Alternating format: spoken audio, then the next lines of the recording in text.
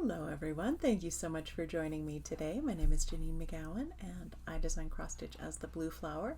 This is our bi-weekly chat, or mostly bi-weekly, and yeah, I'm doing this on Friday evening because I've had a headache on and off today and it's feeling a little better now, so I wanted to get this done in case it doesn't get better tomorrow. I have noticed since moving to Nevada, I tend to get more weather-related headaches where nothing else seems to be going on except maybe atmospheric pressure and weather changes. I don't know if that's normal for people or if it's just I'm getting older, and that's one of the fun, exciting things you get as you age. So I'm kind of curious if you have similar experiences. I'd like to know.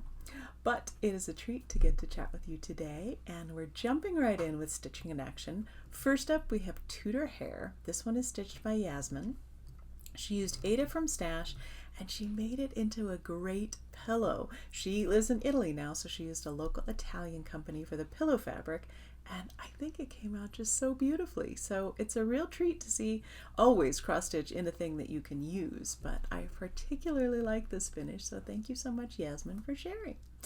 Next up, we have Summer Quilt stitched by Michelle. She used 36 count Vintage Country Mocha, and she used, it looks like, most of the DMC, but she said she was properly drunk with power and she made changes throughout, so I fully support that. Also, this was designed as a drum and she did it as a flat finish on a board with that twine around. I think it's absolutely great, so thank you so much, Michelle, for sending that through.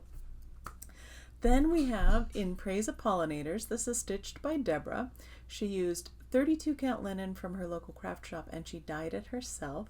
She's in the process of framing this herself so that she can perhaps enter it in a local exhibition. So well done, Deborah. Thank you very much for sending that through.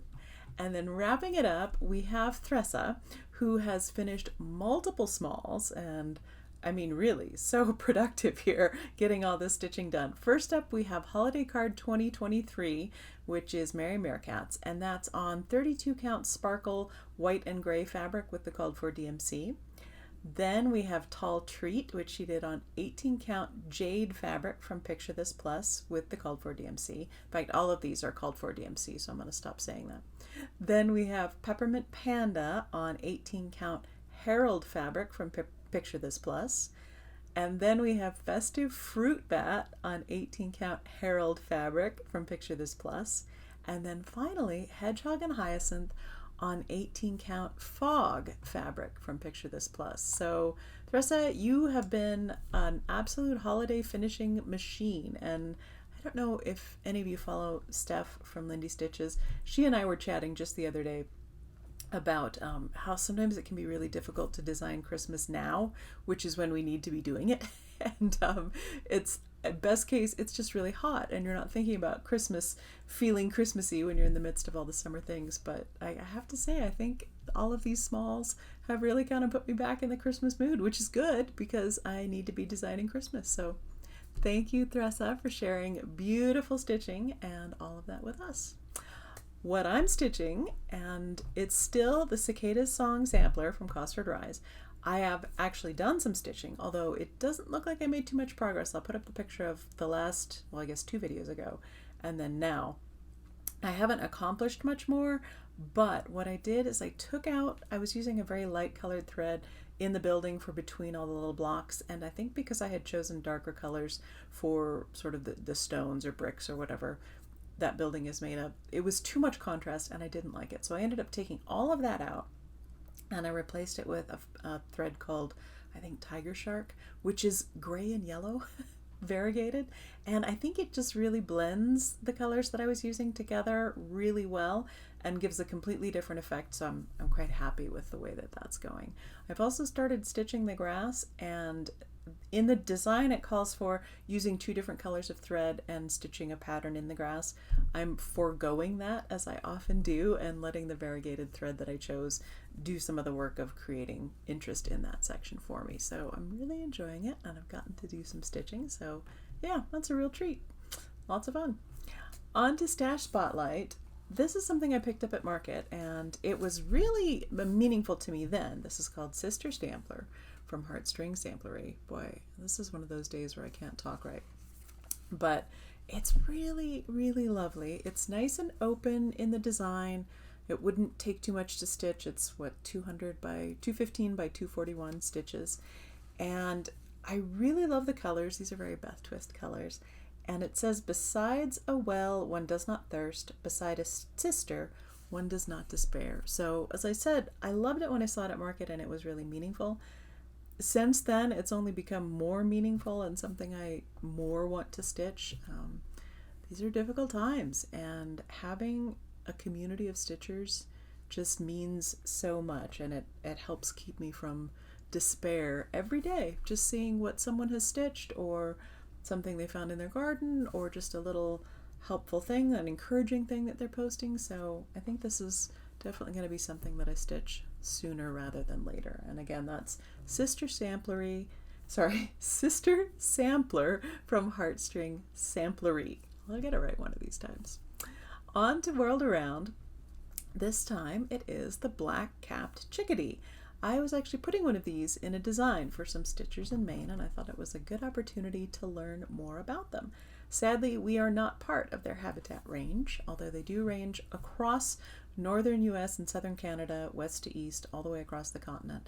But they don't like it here in Nevada, apparently. It must be, I'm guessing, too hot for them. They tend to be northern. They are adorable and round and just so cute and fluffy looking. They're also apparently quite curious, so they're very common visitors to your bird feeder. You put out a new feeder, they'll be some of the first ones there.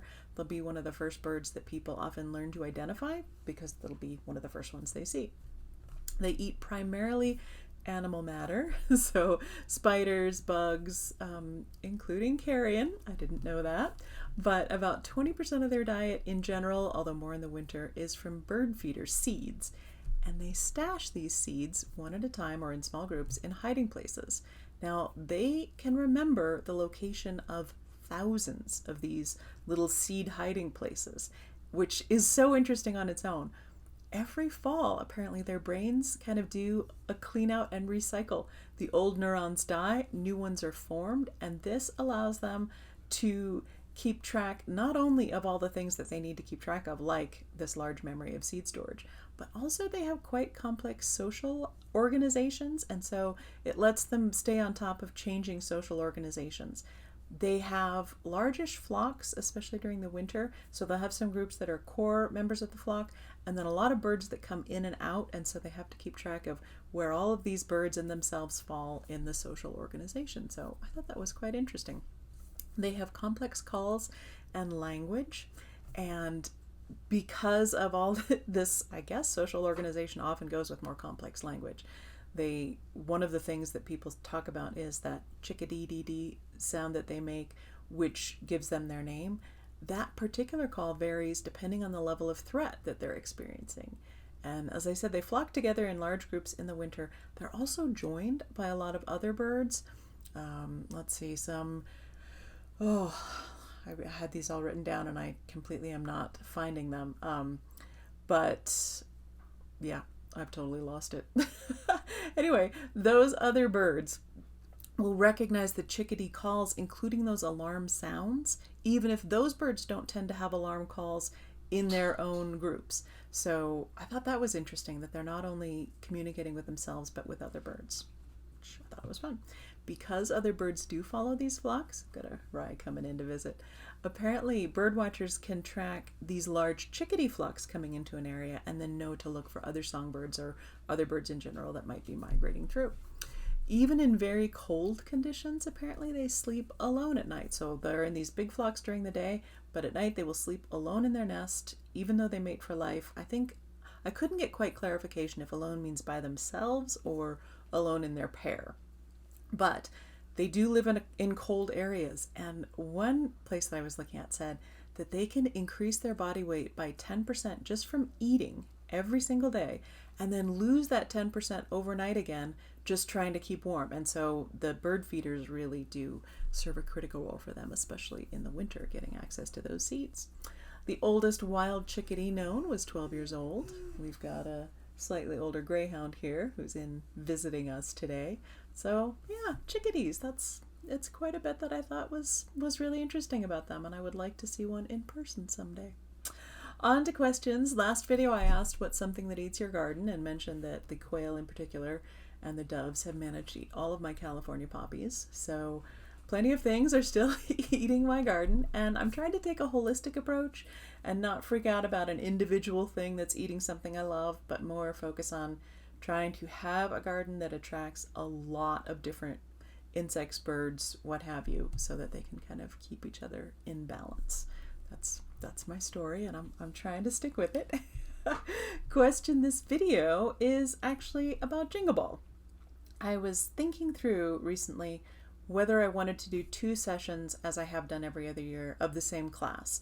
And originally that was designed to try and make sure that people in different time zones could still attend the class. But with so many designers teaching classes, it didn't work out that we really could stagger all of our class times very well. So I was thinking about maybe not teaching 2 sessions of the class, but instead teaching 2 different classes at Jingle Ball. So I have the one project that I've been working on that I'm very excited, but I thought about adding maybe a second class, and what I was thinking of doing was biscore new finishing again, with a new design. So I was kind of curious to see what you would think about that. Let me know. I know it's early for Jingle Ball, but it's in fact not early for Jingle Ball because it's time to be sending those out to model stitching and thinking about supplies. So yeah, thank you again, Tess, for all of the lovely holiday stitching to get me right in the mood.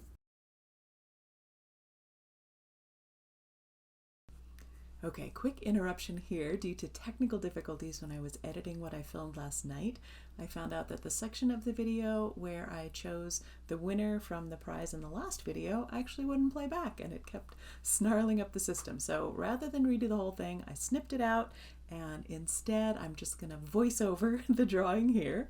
This is for the set of lovely threads from Color and Cotton, and the winner of this is Christina Simonillo 9908. So Christina, go ahead and drop me an email and I will get those in the mail to you at your preferred mailing address.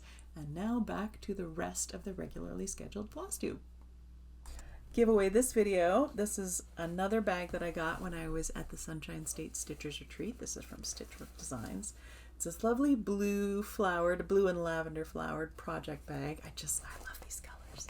I think they're great. And it's a beautiful bag. It's got a separate inside fabric that's this lighter lavender color.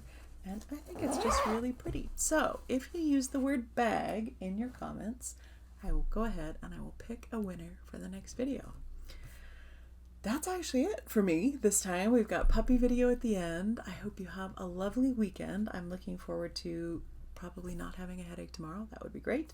And then also on Sunday, my brother-in-law is breaking out his pizza oven. I think for one of the first times this season, he's got one of those outdoor built-in brick ovens that they make pizza in. So we're all going to go over with our toppings and get our pizzas made. So that'll be a treat for us.